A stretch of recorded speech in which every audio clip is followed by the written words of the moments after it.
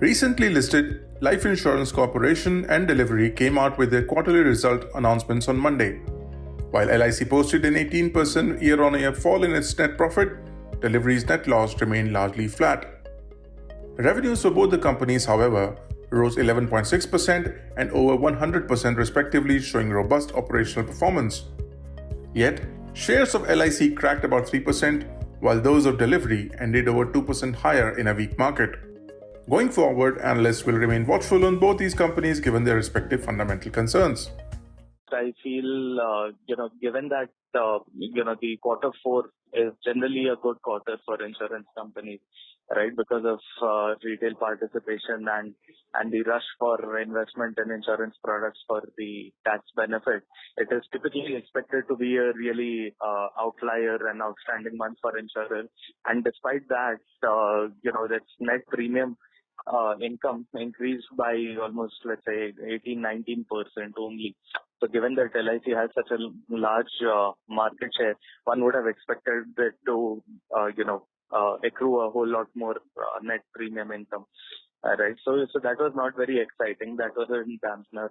Alongside, it has not really been able to, control its costs beyond the point. So this was also a concern during the IPO on the prospects. Apart from that, a very important thing that one would notice just upon elementary reading of the results would be the decline in the persistency ratio of LIC, especially in the first year, or in common parlance we call it the 13th month persistency.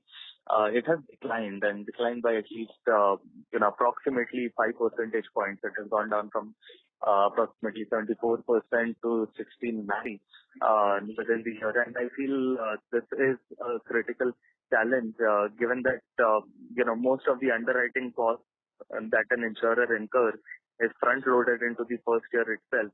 And a lower persistency ratio would translate into meaningful stress on the cash flow situation of the insurer. That apart, analysts pointed out that LIC's Q4 profit got a boost from write-back of provisions worth Rs 1,000 crore. This, they said, was a one-time gain and may not be available going forward.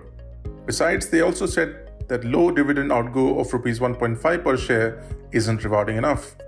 Moreover, the deferment of declaration of the embedded value till June was another setback for investors. LIC's EV at the end of September 2021 was Rs 5.39 trillion.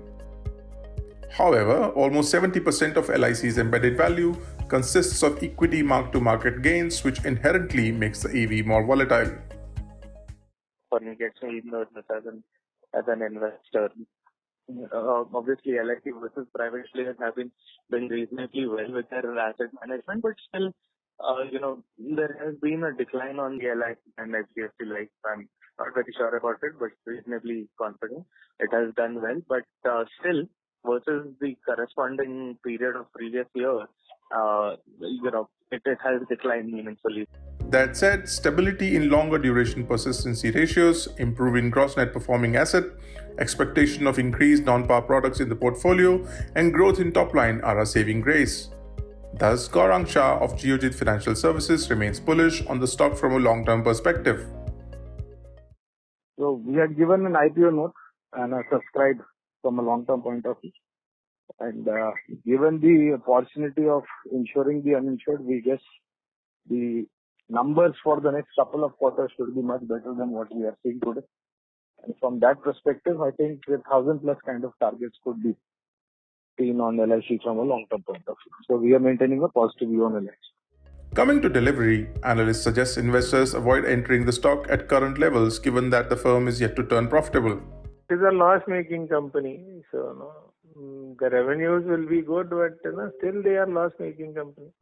So I'm not a person to like any loss-making company. A investor should never touch a stock where they are not consistently making profit.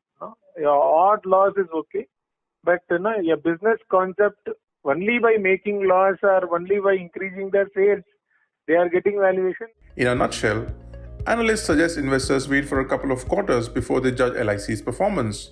This is because it is a fundamentally strong company with profits on its books, but entered the markets amid macroeconomic headwinds, increased competition from private players, and risks to return from investments. On the flip side, Delhivery's profitability may be 2-3 years away, which doesn't give comfort to market watchers. On Wednesday, markets will react to India's March quarter GDP numbers that were released after trading hours yesterday. That apart, manufacturing PMI data and auto sales data for May, stock-specific action, and global cues will also sway the indices. If you like this video, share it and subscribe to Business Standard. For more news, views and insights, log on to www.business-standard.com. Do also follow us on YouTube, Twitter, Facebook, Instagram, Telegram and LinkedIn.